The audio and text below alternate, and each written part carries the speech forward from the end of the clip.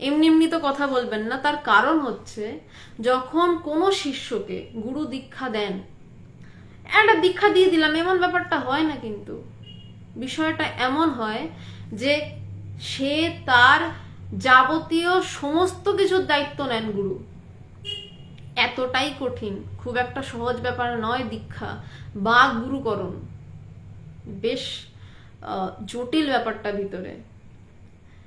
ব্যাপারটা এমন যে গুরু যার থেকে সে দীক্ষা নিচ্ছে, সেই গুরু সেই শিষ্যের যাবতীয় সমস্ত কিছুর দায়ভার গ্রহণ করলেন, এবং সেই শিষ্য যত দিন না মুক্ত হচ্ছে, এইখানেই টুইস্টটা বলছে, সেই শিষ্য যত দিন না মুক্ত হচ্ছে তার সাথে সেই পরম প্রেমময় গুরুও বদ্ধ হন। গুরু তো সদাই মুক্ত, কিন্তু যেহেতু তিনি শিষ্যের ভার গ্রহণ করলেন, শিষ্যকে